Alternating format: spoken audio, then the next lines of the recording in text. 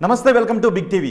Deva Katta, director Deva Katta ఆయన తీసిన ప్రతి సినిమాలోనూ సామాజిక దృక్పథం మనకు ఆవిష్కృతమవుతుంది. అయితే ఆగస్టు 7వ తారీఖున సోనీ ఓటీటీలో లైవ్ స్ట్రీమ్ కాబోతున్న ఈ మయసభ దేన్ని ఆవిష్కరించబోతోంది? మరో మహాభారత యుద్ధాన్ని ఆవిష్కరించబోతోందా, లేకపోతే భాగవతంలో కృష్ణ కుచేల పాత్రలను ఆవిష్కరించబోతోందా అనే చర్చ తెలుగు రాజకీయాల్లో జరుగుతోంది. ఇదే విషయం పైన మనతో మాట్లాడటానికి డైరెక్టర్ దేవకట్ట ప్రస్తుతం మన ముందే ఉన్నారు. ఆయనతో అన్ని విషయాలు మాట్లాడదాం. దేవకట్ట గారు నమస్తే అండి. నమస్తే అండి. కృష్ణ కుచేల అంటే ఏంటి, ఆ రిలవెన్స్ ఏంటి, వాట్ ఈస్ దట్ మీన్? ఇంటర్వ్యూలో ముందు బహుశా దానికి ఆన్సర్ మీరే చెప్తారు, నేనే చెప్తాను. అంటే నాకు ఎక్కడ షేడ్స్ కనిపించలేదు. అంటే అది ఇదేంటిది కంపారిజన్ ఏంటి? కృష్ణ కుచేల వినలేదా? మీరు ఏ పర్స్పెక్టివ్? ఇప్పుడు కుచేలుడు అది అటుకులు ఈ కథ కదా, రైట్? వేగ్గా గుర్తుంది. మీరు చెప్పండి, కొంచెం ఎక్స్ప్లెయిన్ చేయండి ఏంటి ఆ కథ. బహుశా ఇంటర్వ్యూలో ముందు మంచి interesting topic, interesting take off కదా ఇది. బహుశా ఇంటర్వ్యూలో మీరే కృష్ణ కుచేల కథ గురించి మీరే చెప్తారేమో. నేను చెప్తాను, ఒకవేళ ఇంటర్వ్యూ అయిపోయేలోపు సెక్షన్లో నేను చెప్తాను, మీ పర్సెప్షన్ మీరు చెప్పండి. నా నాలెడ్జ్ కూడా మిథాలజీ మీద చాలా వేగ్, టాప్, సూపర్ఫిషియల్ నాలెడ్జ్. నేను మీ అంత కాదు. పోనీ మీరు అది అనాలజీ తీశారు కాబట్టి మీకు తెలిసిన కథ చెప్పండి, నాకేమైనా గుర్తొస్తుందని చూస్తాను. అయితే నిజానికి నేను మీ సినిమాలు చూసినప్పుడు అంటే నేను మిమ్మల్ని ఇంటర్వ్యూ చేయాలని అనుకున్నాను, కానీ ఇది కాదు, నేను మిమ్మల్ని ఇంటర్వ్యూ చేసినట్టు అనిపించిందా ఫస్ట్ క్వశ్చన్తో. కానీ ఈ మైసభ టీజర్ చూసిన తర్వాత నేను మిమ్మల్ని ఇంటర్వ్యూ కంటే ఇంట్రాగేషన్ చేయాలనుకున్నాను. మీరు దేనికి సిద్ధంగా ఉన్నారు చెప్పండి? రెండింటికి సిద్ధం నేను. ఇంట్రాగేషన్ అన్ని ఆన్సర్స్ మనస్సాక్షిగా చెప్తారు. My heart, of course. ఎక్కడ చాలా మంది డైరెక్టర్లు అన్నట్టు ఇది కేవలం కల్పితం అని కాకుండా ఇది కల్పితం కాదు అని చెప్పగలిగే ధైర్యంతోనే ఇంటర్వ్యూని స్టార్ట్ చేద్దామా? దానికి ధైర్యం అవసరం లేదండి, నిజం చెప్పే మనసు ఉంటే చాలు. మీకు నిజం చెప్పే మనసు ఉందనుకుంటున్నా? ఆఫ్ కోర్స్, నా కథలు నిజమే. నిజం అంటే నా నిజమైన మనోభావాలతో ఉన్నవి. ఓకే. అందుకనే ఇప్పుడు ప్రతి కథ కల్పితమే, ఈవెన్ బయోపిక్స్ కూడా కల్పితమే. That's my stand. Okay, so ఇది బయోపిక్. ఇక్కడ మొదలెడదామండి. మహాత్మా గాంధీ ఆయన ఎన్నేళ్ళు బతికారు? కనీసం 60, 70 whatever, రైట్? ఆయన సినిమా ఎన్ని గంటలు తీశారు? 3 గంటలు. So now anything you select to edit. Gandhi గారిని విమర్శిస్తూ కూడా కొంతమంది సినిమా తీశారు కదా, ఆయన జీవితంలో ఉన్న ఇంకో కోణాల్లో చూస్తూ. అలా ఏ మనిషి జీవితం గురించి అయినా మనం కథ చెప్పినా కూడా అది కూడా కల్పితమే. ఇది గాంధీ కథ అని చెప్పింది కూడా కల్పితమే, కాకపోతే మీరు కథ చెప్పలేరు. ఆ సినిమా బేసిక్ లైన్ మాత్రం గాంధీ గారి గురించి. అవును. ఓకే, నేను మిమ్మల్ని ఇంట్రోగేషన్లో నేను మిమ్మల్ని అడగాలనుకుంటుంది ఆయన ఎవరు? కాకర్ల కృష్ణమనాయుడు, ఎంఎస్ రామిరెడ్డి. కింద వాళ్ళ పేర్లు చెప్పను. ఆవిడ ఐరావతి బస్సు, బందిబద్దుల బెంగాల్లో మాట్లాడుతుంటుంది, రైట్? ఆయన Rayapati Chakradhar Rao, RCR, matinee idol. Rayapati Chakradhar Rao, okay, matinee idol. And ఆయనకు ఆ పక్కన పోతినేని రమేష్. ఓకే, చాలా జర్నీ ఉంటుంది ఆ క్యారెక్టర్లో కూడా. అండ్ ఇక్కడ వచ్చేసి శివాజీరావు, నాజర్ గారు. Okay, right, Shivaji Rao. ఆ శివారెడ్డి గన్న పెట్టుకున్న బాంబు రెడ్డి శివారెడ్డి. ఆయన్ని బేసిక్గా కొంతమంది ఏంటంటే కథలో కొంతమంది ఆయనకు ముద్దుగా బాంబుల రెడ్డి అని కూడా అనేవాళ్ళు అంటుంటారు. సో అది ఆయన క్యారెక్టరు. సో అక్కడ ఉన్నది వచ్చేసి వైష్ణవి, ఎంఎస్ఆర్స్ వైఫ్. ఓకే, ఒక love story, cute love story. ఇక్కడ ఉన్నది ఒక ఏమంటారు, ఒగ్గు కథ లాంటి ఒక డ్యాన్స్ డ్రామాలు చేసే ఒక అమ్మాయి, అనుహారిక అని, ఒక సూపర్ స్టార్గా ఎదుగుతుంది. సో ఆ అమ్మాయి ప్రోగ్రామ్ ఒకటి ఆర్గనైజ్ చేసినప్పుడు, ప్లస్ కాలేజ్లో ఉన్నప్పుడు కొంచెం ఏంటంటే అమ్మాయి హెల్ప్ చేసే ప్రాసెస్లో ఏంటంటే కృష్ణమనాయుడు కొంచెం మనసుపారేసుకుంటాడు. తర్వాత అమ్మాయి వేరే జర్నీ, కృష్ణమనాయుడు కేకేఎన్. తర్వాత వాళ్ళిద్దరు జర్నీ వేరే అయిపోతుంది. ఒక చిన్న heart break basically. And then Chekuri Baburao, Nehru టోపీ పెట్టుకున్న ఆయన. అండ్ కింద సందీప్ బసు, రేవతి బసు సన్. సో ఇంకా అడగండి, మీకు ఏంటి మొత్తం ఓపెన్ చేశారు. క్రైమ్ సీన్ ఓపెన్ అయిపోయింది. తెలుగు రాష్ట్ర రాజకీయాలకు సంబంధించిన ఒక ఫిక్షన్ కథ తీసేటప్పుడు నేషనల్ రాజకీయాలకి ఎందుకు వెళ్ళారు? అఫ్ కోర్స్ అదే నా ఆవు కథ ఏంటంటే ఇందాక నేను చెప్తున్నాను అందరికీ. ఓవరాల్గా మెయిన్ గ్రాండ్ ఇన్స్పిరేషన్ ఏంటంటే ఆంధ్ర రాష్ట్రాలు రెండు నా ఇల్లు, రైట్. నేను తెలుగుని, నాది తెలుగు జాతి, రైట్. ఈ ప్రతి ఒక్కరికి మన తెలుగు జాతి అన్న ఒక తెలుగుతనం, ఒక తెలుగు ప్రైడ్ ఇవన్నీ ఉంటుంది కదా మనకందరికీ. ఆ ఇంట్లో జరిగిన కొన్ని పరిణామాలు, కొన్ని చైతన్యవంతమైనటువంటి పరిణామాలు, బేసిక్గా రాజకీయ చైతన్యం కానీ ఇవన్నీ మనం వెనక్కి చూసినప్పుడు 70s, అక్కడి నుంచి 70s ఆ టైంలో ఎలా ఉండింది, ఓవరాల్గా some key events that liberated more politically or made us more active politically. In a way మనకు వచ్చేసి మనం డైరెక్ట్గా ఎన్నుకున్న వాళ్ళు కాదు మన చీఫ్ మినిస్టర్స్ అప్పటి వరకు, ఒక పర్టికులర్ స్టేజ్ వరకు. ఎందుకంటే అపాయింటెడ్ పీపుల్, వాళ్ళు మారిపోతూ ఉండేవాళ్ళు. ఎవ్రీ టర్మ్కి 3-4 మారిపోతూ, ఏ లెటర్లో ఎవరి పేరు రాసి సీల్డ్ కవర్ సీఎంస్ అనేవాళ్ళు ఆ టైంలో. సో ఇదంతా నేనేమంటున్నానంటే జరిగిన సంభవాల్ని కొన్నిటిని తీసుకొని, ఆ పరిణామాలని, ఆ చేంజెస్ని, అవి మన జీవితాలు తిప్పిన మలుపుల్ని, ఒక రాష్ట్రాన్ని ఒక క్యారెక్టర్ లాగా చూస్తూ వస్తే ఒక interesting canvas to explore a human emotion అనిపించింది నాకు. ఆ హ్యూమన్ ఎమోషన్ ఏంటంటే ఇద్దరు pure young souls, very natural born skills, leadership skills ఉన్నోళ్ళు, పీపుల్స్ సోల్స్ వచ్చి అంబిషియస్, ఒక ప్యాటర్న్లో, ఒక మోడ్లో ఆలోచించేది కాకుండా అంబిషియస్గా ఆలోచించేవాళ్ళు. వీళ్ళ పర్స్పెక్టివ్లో వాళ్ళ జీవితాల ద్వారా అప్పటి జీవితాలను మనం ఎక్స్ప్లోర్ చేస్తాం. అప్పటి పరిస్థితుల్ని వాళ్ళ అంబిషన్తో ఎదుగుతూ రాజకీయాల్లోకి వచ్చినప్పుడు వాళ్ళు ఎలా ఆ ల్యాండ్ మార్క్ చేంజెస్కి దారి తీశారు. వాళ్ళతో పాటు కొన్ని forces, like it's all intertwined with entertainment industry, Delhi politics. కొన్ని పాయింట్స్ మీరు కథలో ఇంట్రెస్ట్ యాడ్ చేయడం కోసం, కానీ మూల కథ మాత్రం 2 కులాల మధ్య, 2 పార్టీల మధ్య, 2 కులాల మధ్య కాదు, కొంతమంది బలమైనటువంటి అసలు కాదు, అసలు అన్ని కులాల మధ్య, అన్ని కులాల గురించి. ఆ క్యాన్వాస్ అంత వైడ్ అయిపోయినప్పుడు అన్ని టాపిక్స్ ఉంటాయి జనరలీ. సో అందుకే like basically I would say, నేను ఓపెన్గా చెప్పేస్తాను, ఓపెనింగ్ ఎపిసోడ్లోనే ప్రతి ఎపిసోడ్కి ఒక టైటిల్ ఉంటుంది, ఒక థీమాటిక్ టైటిల్ ఉంటుంది. టైటిల్స్ అయిపోగానే ఆ ఎపిసోడ్ థీమాటిక్ కార్డ్ తోటే ఓపెన్ అవుతుంది, ఆ ఎపిసోడ్లోకి వెళ్తాం అనమాట. సో అది రెలవెంట్గా ఉంటుంది ఆ థీమ్, ఆ ఎపిసోడ్లో జరిగే కథకి. నా ఓపెనింగ్ ఎపిసోడ్ మాత్రం ఒక రకంగా త్రూ అవుట్ ద షో, ఇప్పుడు ఫస్ట్ సీజన్ చూసినా 3rd, 4th season, 2nd, 3rd season వరకు కూడా ఆ రిఫ్లెక్షన్స్, ఆ ఫ్రిక్షన్స్ హానెస్ట్గా ఏ సైడు తీసుకోకుండా, నేను ఒక వైపు ఉన్నానంటే వైప్ ఆఫ్ క్యాస్ట్ అనే సపోర్టర్ నేను కాదు. మీరు చాలా తెలుగుగా తీసారు సినిమా. వెయిట్ అలాంటప్పుడు ఏంటంటే అందరి బాధలు, అన్ని కులాల టాపిక్స్, ప్రస్తావనలు ఇండైరెక్ట్గా రెఫరెన్స్ అవుతూ ఉంటాయి. ఎందుకంటే అదే కదా సోషల్ లైఫ్ అంటే జనరలీ. అది ఆ ఓపెనింగ్ స్టేట్మెంట్ నుంచే ట్రావెల్ అవుతూ వస్తుంది స్టోరీలో థీమాటిక్ ఎలిమెంట్స్గా. మీరు లీడ్ క్యారెక్టర్స్లో ఉన్న పేర్లు పెట్టుకొని మీరు 2 కులాలు అని అనుకుంటున్నారు, కానీ అన్ని కులాలు ఉన్నాయి. లైక్ ఇది అంటే పర్టికులర్లీ ఏ కులాన్ని పెంచడం, తగ్గించడం అనేది కూడా పాయింట్ కాదు.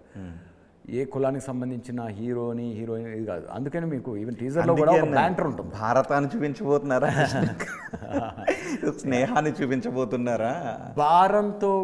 మహాభారంతో కూడిన స్నేహం అనుకోండి, శత్రుత్వంతో కూడినగానే మహాభారత యుద్ధానికి కారణాల్లో మైసభ ఒకటి. కానీ ఇక్కడ ఈ 2 క్యారెక్టర్ల మధ్య తర్వాత పచ్చగడ్డి వేస్తే బగ్గుమనే పరిస్థితి నుంచి వాళ్ళిద్దరిని ఒక మంచి మిత్రులుగా ఎలివేట్ చేసుకుంటూ తీసుకొచ్చారు. అవును. అండ్ దెన్ అదే that was my interesting element. వీళ్ళు ఒకప్పుడు 2 బ్యాక్గ్రౌండ్స్లో నుంచి వచ్చి అంబిషియస్గా ఉన్నవాళ్ళు, వాళ్ళ అంబిషన్తో ఒకటైన వాళ్ళు, ఒకటిగా ప్రయాణిస్తున్న వాళ్ళు ఎటువంటి పరిస్థితుల్లో రైవల్స్ అవ్వాల్సి వచ్చింది, రైవల్ క్యాంప్స్లోకి వెళ్లాల్సి వచ్చింది. వెళ్ళినా కూడా వాళ్ళిద్దరి మధ్య ఉన్న స్నేహం ఎలా ఉండేది, వాళ్ళిద్దరి మధ్య రైవలరీ ఎలా ఉండేది, అది ఒక interesting dimension. And also in the whole thing ఇందులో వచ్చేసి ఈ ఓవరాల్గా ఒక గాడ్ ఫాదర్ లేయర్స్ ఉన్నాయి. ఏది ఫ్యామిలీ డ్రామాలు ఉన్నాయి, అన్నదమ్ముల గొడవలు ఉన్నాయి, అక్క చెల్లెలు గొడవలు ఉన్నాయి, అమ్మనాన్నల గొడవలు ఉన్నాయి. Love storyలు ఉన్నాయి. మొత్తం బ్రాడ్గా టాప్ వ్యూలో కుటుంబం లాగా చూస్తే ఎలా ఉంటుందో చూద్దామని. అండ్ అగైన్ కానీ దేవగడ్ గారు నిజంగా టీజర్ చూస్తే ఎవరికైనా కుటుంబ స్టోరీ చూస్తున్నట్టు అనిపిస్తుందండి. బయట జరుగుతున్న చర్చ ఆయనేమో చంద్రబాబు నాయుడు, ఈయనేమో వైఎస్ రాజశేఖర్ అని బయట ఇద్దరు జరుగుతుంది. వ్యక్తులు ఫ్రెండ్స్ మీరు ఆయన కేకే అని అంటున్నారు, ఎంఎస్ఆర్. నా దృష్టిలో నా ఫ్రెండ్స్ అందరూ కూడా నా కుటుంబం. That's how I see friendship basically. So అందుకని నేను కుటుంబం అంటే దాని అర్థం ఏంటంటే ఫ్రెండ్స్ కూడా they are like family only, right? And that's the perspective I had. మీరు సిమిలారిటీస్ చూస్తున్నారు, నేను డిఫరెన్సెస్ చెప్తున్నాను మీకు. అందుకనే ఏమంటున్నానంటే మీరు సిమిలారిటీస్ చూసుకోండి, ఆపాదించుకోండి, మీకు ఇష్టంగా ఉంటుంది ఆపాదించుకోండి. అసలు ఆగస్టు 7వ తారీఖు ఎప్పుడు వస్తుందా, ఎలాగ ఆపాదించుకోవాలని ఎదురు చూస్తారు టీజర్ చూసిన తర్వాత. ఆపాదించుకున్నప్పుడు ఏమవుతుందంటే బలంగా మీరు ఆపాదించుకోలేని డిఫరెన్సెస్ కూడా ఉంటాయి. Like for example one of the main లీడ్స్కి కృష్ణమనాయుడికి ఒక చిన్న స్టామరింగ్ ప్రాబ్లం ఉంటుంది. తను ఏదైనా చెప్పాలనుకున్న దాన్ని ఆవేశంగా చెప్పాలనుకుంటాడు, చాలా ఐడియాలజీ ఉంటుంది, అది చెప్పలేకపోతుంటాడు. దాన్ని ఓవర్కమ్ ఎలా అవుతాడు అనేది లైక్ రంగస్థలంలో హీరోకి ఉన్న కొన్ని డిజబిలిటీస్ కావచ్చు, ఎనేబిలిటీస్ కావచ్చు, ఆర్ ఈవెన్ పుష్ప కానీ ఇదన్నా కూడా ఎప్పుడు ఏంటంటే ఎప్పుడు ఇంటెంట్ ఆబ్స్టాకిల్ అనేది ఆ యుద్ధం జరుగుతున్నప్పుడే ఆ జర్నీని ఎంజాయ్ చేస్తాం కథ విషయంలో. ఊరికే ఫ్లాట్ అవుట్ తోప్ అనేసామనుకో ఇంకేముంది సినిమా చెప్పడానికి, వెళ్ళిపోవచ్చు. సో నేను ఆ పాత్రల మీద నాకు ఆ స్వతంత్రం ఉండడం కోసం, ఆ లిబర్టీ ఉండడం కోసం, నిజంగానే ఆ క్యారెక్టర్ని నేను ప్రేమించినట్లు అందరూ ప్రేమించాలనే ఉద్దేశం కోసం వాళ్ళని మీలాగా నాలాగా తీర్చిదిద్దారు. మన వీక్నెసెస్ ఉంటాయి, మన వల్నరబిలిటీస్ ఉంటాయి, మన కష్టాలు ఉంటాయి. వీటిలన్నింటినీ ఓవర్కమ్ అవుతూ ఒక అంబిషియస్ సోల్స్ లాగా ఎలా ఒక గ్రేట్ లీడర్స్ అయ్యారని. అందుకే మూల కథని అనేక మలుపులు తిప్పి వ్యూయర్ ఒక కన్క్లూషన్కి వచ్చే లోపల మళ్ళీ దాన్ని తిప్పేశారు మీరు అక్కడ. ఎలా అందుకే మీరు చాలా తెలుగుగా తీశారు సినిమాని. తెలుగు రాష్ట్రాల్లో ఉన్న తెలుగు రాష్ట్రాల ప్రజలకి రాజకీయ చైతన్యం బాగా ఎక్కువ. అదే చిన్నది ఉంది అంటే దాని చుట్టూ చాలా వెనక్కి వెళ్ళి చూస్తారు. మీరు అదే అని చెబుతూ అని అనుకునే లోపు ఇది మళ్ళీ వేరే దగ్గరికి తీసుకెళ్ళిపోతున్నారు. ఎండ్ ఆఫ్ ద డే నా ఇంటెన్షన్ చెప్పనా అండి, ఇప్పుడు రాజకీయాన్ని జనాలు అందరూ శత్రుత్వం లాగా చూస్తున్నారు. నేను రాజకీయ ప్రక్రియని ఒక ప్రక్రియలా చూస్తున్నాను. మన కుటుంబంలో మనం అందరం ఎలా సంతోషంగా మనకు కావాల్సిన తింటూ, కావాల్సిన అంబిషన్తో కావాల్సిన పని చేసుకుంటూ ఆహ్లాదంగా ఉండగలమో దాన్ని ఎనేబుల్ చేసేదే రాజకీయ ప్రవృత్తి అనుకుంటున్నాను. అందులో ఈ దారిలో వెళ్తే అది అచీవ్ చేస్తాం, ఈ దారిలో వెళ్తే అది అచీవ్ చేస్తాం అనేవే పార్టీలు నా ఉద్దేశంలో. రైట్ నౌ సగం ఆ దారి రైట్ అవ్వచ్చు, సగం ఈ దారి రైట్ అవ్వచ్చు. ఇనవే మా లీడ్ క్యారెక్టర్స్ కూడా ఎలా ఉంటాయంటే ఒకరు ఒక సగం చూస్తే ఇంకో సగం చూస్తారు. అలా together they are complete. Like as కుటుంబ పెద్దలుగా వాళ్ళని చూసుకుంటే. అసలు ఒక్క విషయం చెప్పండి, ఈ సినిమాలో ఏం చూపిద్దాం అనుకున్నారు మీరు? సినిమాలో నేను చూపిద్దాం అనుకున్నది చెప్తున్నాను మీకు. మన అందరం ఒక కుటుంబం అనే ఫీలింగ్ తెప్పిద్దాం అనుకున్నాం. మన తెలుగు వాళ్ళందరం ఒక కుటుంబం, మన భారతీయులందరం ఒక కుటుంబం అనేది ఫైనల్గా మీకు కలగబోయే ఒక యూనిఫైడ్ ఎమోషన్. దానిలో గొడవలు ఉంటాయి, దానిలో గొడవలు చూస్తారు, ఆర్గ్యుమెంట్స్ చూస్తారు, డిఫరెన్సెస్ చూస్తారు. రైట్ లైక్ చాలా ఆ కుటుంబంలో కొంతమంది ఫ్యామిలీ మెంబర్స్ ఒక బ్లడ్ బాత్లో నుంచి బయటకు రావడం చూస్తుంటారు. సో ఎందుకంటే నా కుటుంబ కథలాగా చెప్తున్నాను నేను దీన్ని. లైక్ నాకు ప్రస్థానం అనేది లోకనాథం నాయుడు ఫ్యామిలీ ఎలా అనిపిస్తుందో నాకు ఈ కథని ఒక తెలుగు వాళ్ళందరూ తెలుసుకోవాల్సిన ఒక కుటుంబ కథగా చూస్తున్నాను నేను. తెలుగు కుటుంబ కథలా. తెలుగు వాళ్ళందరూ తెలుసుకోవాల్సిన కుటుంబ కథ, లేదంటే తెలుగు వాళ్ళందరూ తెలుసుకోవాల్సిన రాజకీయ పార్టీలకు సంబంధించి గత చరిత్ర? రాజకీయ పార్టీలు ఆర్ ఇమ్మెటీరియల్ అండి, they don't matter to anything. End of the day కుటుంబం మ్యాటర్స్. రాజకీయ పార్టీలు పుడతాయి చస్తాయి, వాటిని పట్టుకుని ఊలాడడం ఎందుకు మనం? అందుకనే నేను ఏ పార్టీ ఆన్సర్ జనాలు నమ్ముతారనుకుంటున్నారా? జనాలు నమ్మినా నమ్మకపోయినా ఇట్ డజంట్ మ్యాటర్. నేనేంటని చెప్తున్నా, నేను వచ్చేసి ఏ పార్టీకి బానిసను కాదు, ఏ హీరోకి బానిసను కాదు, ఏ ఇమేజ్కి బానిసను కాదు. నేను ఐఎమ్ ఏ ఫ్రీ సోల్. అది వాళ్ళని బంధించుకొని మా హీరోని ఇలాగే చూస్తాను, అవతలని నేను శత్రువుగానే చూస్తాను అనుకునే వాళ్ళని నేనేం చేయలేను. అదే డౌట్ వచ్చింది ఇది చూసి. వాళ్ళు బందీ పర్సెప్షన్ మార్చేశారు దీన్ని. నేను అనడం వాళ్ళు ఖైదీలు, నేను ఖైదీని కాదు, నేను ఫ్రీ సోల్ని. కాబట్టి నేను అందరిలోనూ గొప్పతనం చూస్తాను, మంచితనం చూస్తాను, ఇవన్నీ చూస్తాను. బట్ అగైన్ డిఫరెన్సెస్ కూడా చూస్తాను. వాళ్ళిద్దరి మధ్య జరిగే గొడవలో ఈ గొడవలో ఇది రైట్ ఆన్సర్ ఇది రైట్ ఆన్సర్ అని ఒక journey. That's how all my films are return. అప్పుడేమవుతుందంటే మన అండర్స్టాండింగ్ పెరుగుతుంది, జీవితం మీద మన అండర్స్టాండింగ్ పెరుగుతుంది, పాలిటిక్స్ మీద మన అండర్స్టాండింగ్ పెరుగుతుంది. So that is what we need, right? ఏంటి రాజకీయ చైతన్యం అంటే? సో మీరు అనుకుంటున్న కేకేఎన్, జనాలు అనుకుంటున్న సిబిఎన్, మీరు అనుకుంటున్న ఎంఎస్ఆర్, జనాలు అనుకుంటున్న వైఎస్ఆర్. వాళ్ళిద్దరికీ జనాలు అనుకుంటున్న గతంలో ఒక పార్టీలో ఉన్నారు, స్నేహితులని. కానీ మీకు వాళ్ళందరికీ తెలియనటువంటి స్నేహాన్ని అలా చూపించాలని ఎందుకు అనిపించింది? అది ఎక్కడ కనిపించింది? ఎగ్జాక్ట్లీ.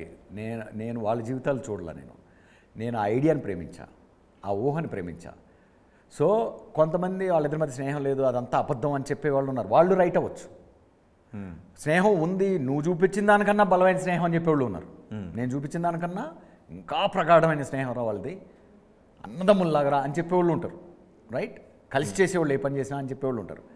అసలు వాళ్ళు అప్పుడప్పుడు హాయ్ బాయ్ అనుకునేవాళ్ళు అనేవాళ్ళు ఉంటారు. వాళ్ళకి అసలు సంబంధం లేదు, వాళ్ళు ఫస్ట్ నుంచే శత్రువులు అనేవాళ్ళు ఉంటారు. ఇది నమ్మాలనుకునేవాళ్ళు ఇది ఇష్టపడతారు, అది నమ్మాలనుకునేవాళ్ళు అది ఇష్టపడతారు.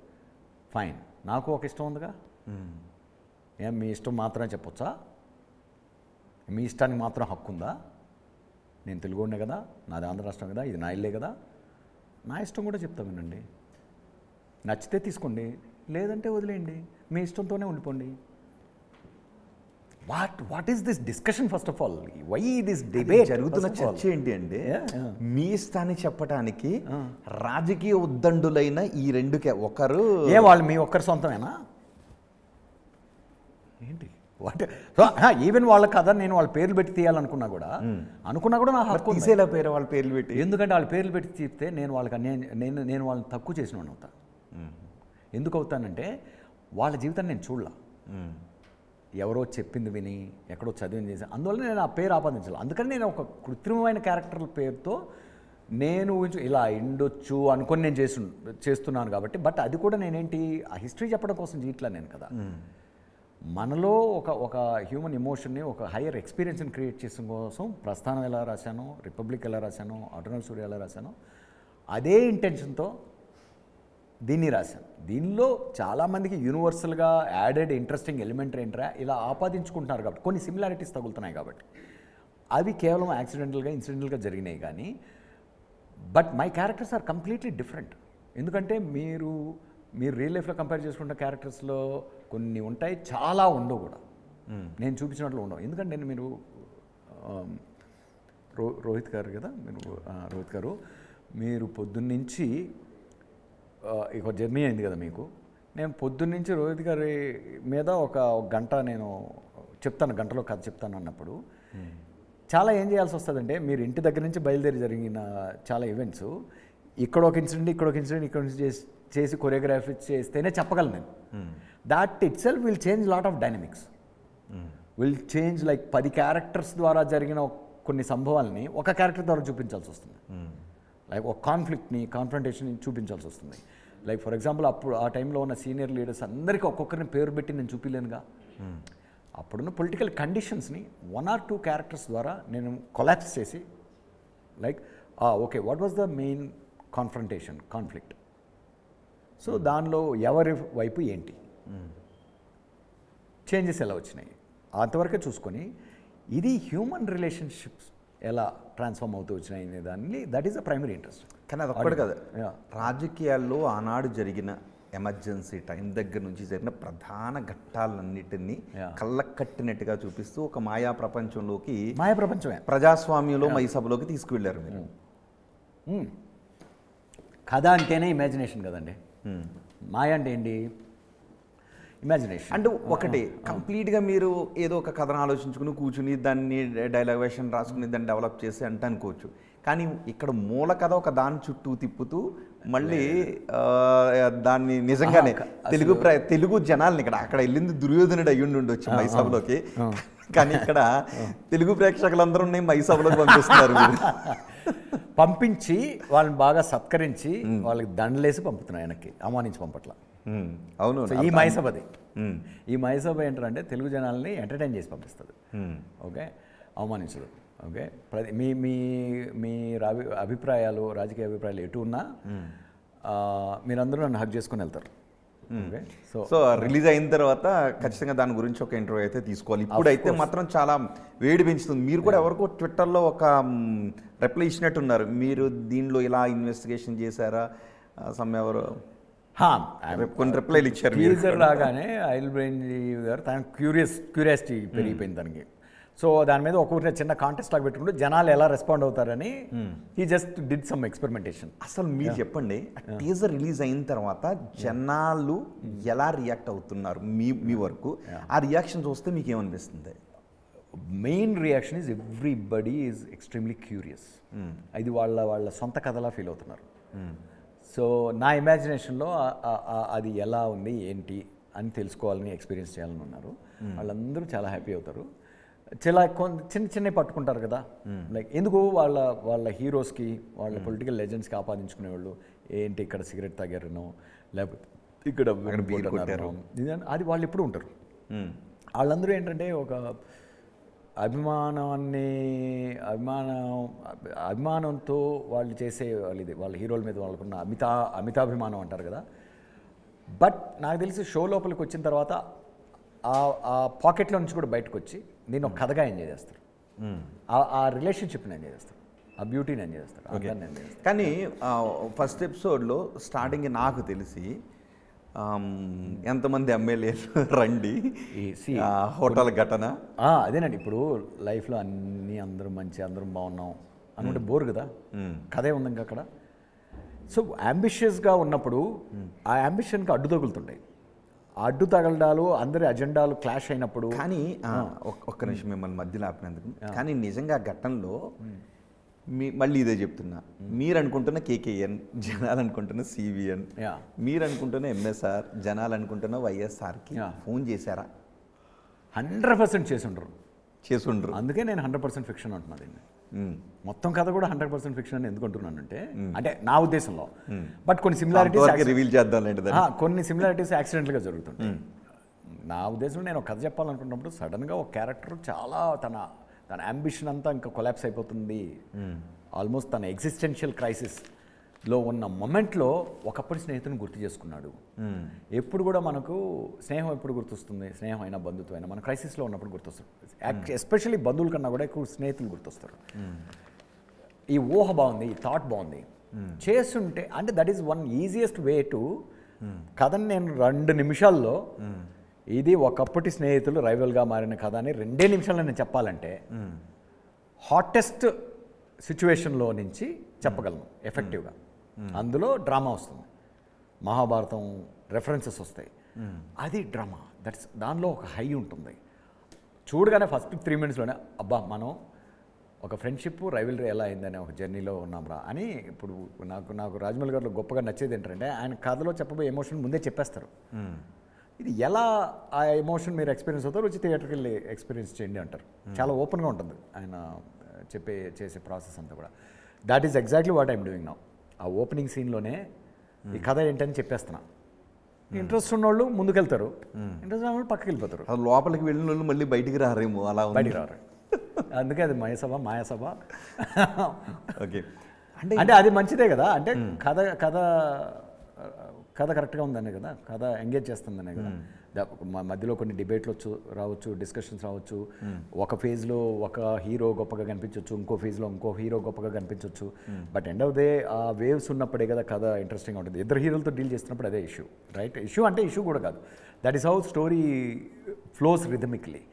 ఎండింగ్కి వచ్చేటప్పటికి అగైన్ నేను చెప్తున్నట్టు ఒక రెస్పెక్ట్ఫుల్ రైవల్రీ అనేది ఫీల్ అవుతారు జనరల్.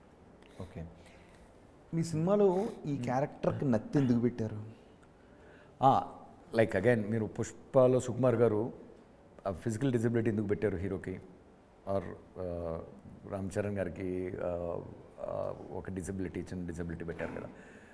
ఎప్పుడు కూడా ఒక హీరోయిజమే ఏంటి, వల్నరబిలిటీస్ని ఓవర్కమ్ అవడం. సో అలా ఒక చిన్న ఇది ఉంటే తనకి ఏంటంటే, సో ఒకరు మంచి స్పీకరు, ఇంకొక హీరో తన అంబిషన్ని ఎక్స్ప్రెస్ చేయడానికి కొంచెం స్ట్రగుల్ అవుతుంటారు. అని దాన్ని ఈజీగా ఎక్స్ప్రెస్ చేయగలిగే విధానం ఏంటంటే చిన్న స్టామర్ పెడితే దాన్ని ఓవర్కమ్ అయినప్పుడు ఒక హై వస్తుంది, ఒక ఎగ్జైట్మెంట్ వస్తుంది. సో ఆ జర్నీని ఇంకా హృదయంగా ఎంజాయ్ చేస్తాం. సిమిలర్లీ ఆయన ఇప్పుడు ఎంఎస్ఆర్ క్యారెక్టర్ కూడా there are certain situations he needs to overcome like some are social, some are physical and all those kind of things, right? That's part of the story telling. అది లేకపోతే it won't feel high, you won't feel the heroism. Okay, అందులో ఇంకో character గురించి ఒక dialogue గురించి అందుకనే నేను ఆ హీరోయిజంని ఇద్దరు హీరోయిజంని మ్యాక్సిమం ఫీల్ అవ్వాలనే ఉద్దేశంతో ఆ లిబర్టీతోనే నేను వాళ్ళ రియల్ లైఫ్ని యాజ్ ఇస్ తీసుకోలేదు, వాళ్ళ రియల్ లైఫ్ని నేను ఫాలో అవ్వలేదు, నా ఇమాజినేషన్ ఫాలో అయ్యాను. సుశీల ఒక క్యారెక్టర్ గురించి చెప్పారు. సుశీల అని చెప్పగానే ఆ క్యారెక్టర్ వరకు అర్థమైపోతుంది. సుశీల కుమారినా? సుశీల కుమారి. టీజర్లో ఓపెనింగ్ వాయిసెస్. ఓకే, మీరు సుశీలని పెట్టిన క్యారెక్టర్ తర్వాత ఎవరికి అర్థమైపోతుంది. ఆ తర్వాత ఇంకొక డైలాగ్ అంటే మేకప్ ఆర్టిస్ట్ కింద నేను నలిగిపోవాలా అనేది కూడా ఉంటుంది. ఏంటి దాని అర్థం ఏంటి? ప్రతి రాజకీయ నాయకుడి జర్నీలో, ప్రయాణంలో తనకి విత్ ఇన్ పార్టీ ఎనిమిస్ ఉంటారు, ఆర్ ఎనిమిస్ అంటే అడ్డంకులు ఉంటాయి. ఇప్పుడు ఎండ్ ఆఫ్ ద డే నువ్వు అనుకున్న దాన్ని ఎప్పుడు సాధించగలవు? నీ చేతికి ఆ కమాండ్ పవర్ వచ్చినప్పుడు సాధించగలవు. ఆ ప్రాసెస్లో ఏమవుతుందంటే నీ పొలిటికల్ జర్నీకి లోపలనే కాంపిటీషన్ ఉంటుంది. ఇంట్లో కాంపిటీషన్ ఉంటుంది, కొంచెం వీధిలో కాంపిటీషన్ ఉంటుంది, అలా ఉంటుంది. అంటే ఇక నీకు ప్రత్యర్థి పార్టీలో ఉండే ఎనిమిసే కాకుండా ఇంటర్నల్ ఈక్వల్గా ఉంటారు. మన ఓన్ పార్టీలో ఎనిమిస్ ప్రత్యర్థి పార్టీలో ఎంతమంది ఎనిమిస్ ఉంటారో మన ఓన్ పార్టీలో అంతమంది ఎనిమిస్ ఉంటారు. So that is the life, that is a fact of, that is reality of politics. ఈ ప్రాసెస్లో ఉన్న వన్ ఆఫ్ ద క్యారెక్టర్ తనకు ఆ టైంలో క్రైసిస్ క్రియేట్ చేసిన ఒక క్యారెక్టర్, ఆర్ ఒక క్రైసిస్కి కారణమైన ఒక పొలిటికల్ ఐడెంటిటీకి కారణమైన ఒక character basically. That's that makeup artist. నాకు తెలిసి రియల్ లైఫ్లో ఎవరు మేకప్ ఆర్టిస్టులు నాకు తెలిసి ప్రామినెంట్గా లేరు మన పాలిటిక్స్లో. ఇంకొక ఫైనల్ 2 క్వశ్చన్స్ అడుగుతాను. ఈ మొత్తం స్టోరీలో ఇంకా ఇంట్రెస్ట్ని క్రియేట్ చేయడానికి ఆయనకు కుమారుడు పార్టీ పెడతారు లాంటివి ఏమైనా ఉన్నాయా? అస్సలు అంత దూరం అంత ఆలోచించుకోండి. వాళ్ళు ఇంకా 25, 28, 30లో ఉన్నారు ఏజ్ నా కథలో, రైట్? సో అంత దూరం అసలు అంత ఓపిక కూడా లేదు నాకు, అంత దూరం వెళ్ళే ఓపిక కూడా లేదు. ఓకే, నాకు pretty మచ్ తొందరగా పొలిటికల్ క్యాన్వాస్ నుంచి ఎగిరి జంప్ అయ్యి ఇంకొక కంప్లీట్లీ వేరే ప్రపంచంలో ఇంకొక కథ రాసుకున్నాను, దానిలో దూకడానికి రెడీగా ఉన్నాను. అది కంప్లీట్గా నా రీఇన్వెన్షన్. మళ్ళీ ఇప్పటివరకు తీసిన సినిమాలు వేరు, ఇక్కడ నుంచి మళ్ళీ ఇంకొక కొత్త జానర్ స్టార్ట్ చేసినట్టు ఉంటుంది. అది ఒక క్యూరియాసిటీ ఉంది అందులో. ఫైనల్గా వీళ్ళిద్దరిని ఎలా చూపించారు చివరికి? అది వాళ్ళ స్క్రీన్ మీద చూడాలా, మీరు చెప్పొచ్చా? చూడండి, స్క్రీన్ మీద చూడండి. స్క్రీన్ మీద చూడాలి. మీ క్యూరియాసిటీకి అంతటికీ ఒక ఎండింగ్ పాయింట్ కదా అది. ఓకే, అది మీరయ్యే ఎక్స్పీరియన్స్ అయితేనే బాగుంటుంది, లేకపోతే అది స్పాయిలర్ అవుతుంది. ఓకే, అందుకే అడిగాను. ఓకే, ఒక మెకానికల్ ఇంజనీర్ అయిన మీరు సామాజిక దృక్పథం సినిమాలు తీసి అవన్నీ వదిలేసి వచ్చి ఈ రాజకీయపరమైనటువంటి సినిమాల్లోకి తలదూర్చారు. ఏమన్నా రాజకీయాల్లోకి తలదూస్తున్నాను, వివాదాల్లోకి తలదూరుస్తున్నాను డైరెక్టర్గానే ఏమన్నా అనిపిస్తుంది? వివాదాల్లోకి ఎప్పుడు వెళ్తుందంటే మనం ఒకవైపే చూస్తూ ఇంకో వైపుని ఇగ్నోర్ చేయడమో చేస్తున్నప్పుడు వస్తుంది. నేను ఫస్ట్ ఆఫ్ ఆల్ రాజకీయాలు నా ఇంట్రెస్ట్ కాదు అసలు. యాక్చువల్గా నా పాలిటిక్స్ మీద నా నాలెడ్జ్, నా అండర్స్టాండింగ్ కూడా చాలా లిమిటెడ్ అండి. అంత పెద్ద ఫాలో అవను. అండ్ ఫస్ట్ ఆఫ్ ఆల్ నేను ఓటేసేది ఇక్కడ కాదు బేసిక్గా, రైట్? అలా ఉన్నప్పుడు నేను చూసేదల్లా మానవ దృక్కోణంలో చూస్తాను. ఏ ప్రపంచంలో అయితే ఒక క్యారెక్టర్ని మనం చూస్తున్నామో ఆ ప్రపంచంలో ఉన్న చుట్టూ ఉన్న సొసైటల్ ఎలిమెంట్స్, పాలిటిక్స్ అవన్నీ ఆటోమేటిక్గా ఆ పాత్రలో భాగం అవుతాయి నాకు. డిపెండింగ్ ఆన్ సబ్జెక్ట్ మ్యాటర్ కొన్నిట్లో ఆ పొలిటికల్ యాంగిల్ ఎక్కువ ఉంటుంది, కొన్నిట్లో తక్కువ ఉంటుంది. లైక్ ఫర్ ఎగ్జాంపుల్ ప్రస్తుతానికి completely family drama, it's not a political story. Political family జరిగింది కూడా పొలిటికల్ స్టోరీ అనుకుంటారు. అదే కదా ఒక గ్యాంగ్స్టర్ ఇంట్లో జరగచ్చు, ఒక రైతు కుటుంబంలో జరగచ్చు, సేమ్ కదా. రైతు కుటుంబంలో అయితే ఇక్కడ పొలిటికల్ లెగసీ కోసం వారు, రైతు కుటుంబంలో అయితే ఆస్తి కోసం జరగవచ్చు, అదే కదా. అవును. సో అలా the core emotions are the ones that I follow. అవి వాటిలో ఆటోమేటిక్గా ఆ సరౌండింగ్స్ వెతుక్కుంటూ వస్తాను కాబట్టి రిపబ్లిక్ లాంటిలో బ్యూరోక్రాటిక్ వరల్డ్లో బ్యూరోక్రాటిక్ పొలిటీషియన్కి జరిగే సంఘర్షణ, as simple as that. In that zone ఒక కాన్సెప్ట్, డెమోక్రసీ అంటే ఏంటి అనే ఒక కాన్సెప్ట్ మీద కొన్ని క్వశ్చన్లు రైజ్ చేయాలనిపించింది. డూ ఈవెన్ నో మనకి అసలు డెమోక్రసీ అంటే ఏంటో మనకు తెలుసా, లేకపోతే ఒక భ్రమలో బతుకుతున్నాం అనే క్వశ్చన్ రైజ్ చేయడం రిపబ్లిక్ పర్పస్. ఇంకా దానిపైన రియల్ లైఫ్ కనెక్షన్స్ లేవు, రెఫరెన్స్ లేవు. సినిమా రిలీజ్కి ముందు ఏదో ఒక వైపున అటాక్ చేయడానికి తీస్తున్నారేమో అన్న అనుమానాలు వచ్చిన వాళ్ళందరూ సినిమా చూసిన తర్వాత అంతా సైలెంట్ అయిపోయారు కదా. It has got nothing to do it. It was addressing a greater concern, మన అందరి కన్సర్న్, మన కుటుంబం గురించి మాట్లాడిన సినిమా. మనందరం కుటుంబమే, లోపల పార్టీలు వేరే ఉండొచ్చు, బట్ మనం ఏంటంటే మీకు ఒకటి కావాలి నాకు ఒకటి కావాలి, ఇద్దరం కలిసి ఇద్దరు కావాల్సింది తెచ్చుకుందాం అనే పర్స్పెక్టివ్ క్రియేట్ చేసేదే నిజమైన పాలిటిక్స్, జనాలు అందరికి పనికొచ్చే పాలిటిక్స్.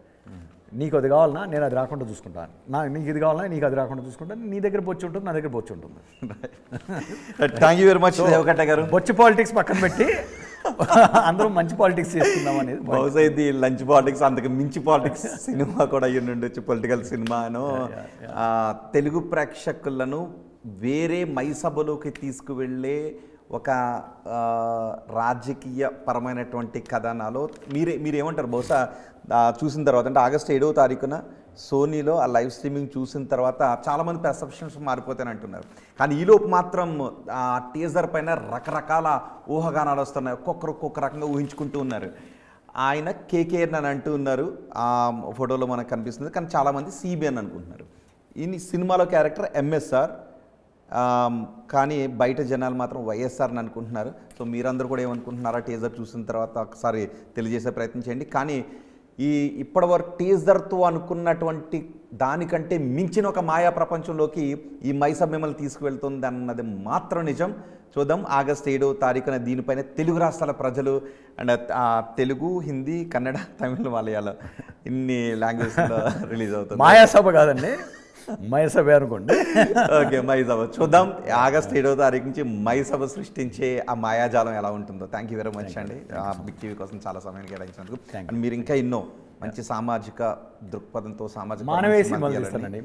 అంటే లవ్ స్టోరీ తీసినా కూడా మనం అందరికి కనెక్ట్ అయ్యే సినిమాలు తీస్తూ ఉంటాను. సో కొంచెం పొలిటికల్ వెయిట్ ఎక్కువైంది, అది మార్చి ఇంకో రూట్లో తీస్తాను మీకు. ఓకే, అందరికి పనికొచ్చే కథలు తీస్తాను. ఎక్కువైందా పొలిటికల్ వెయిట్? కొంచెం బోర్ కొడుతుంది నాకు కూడా.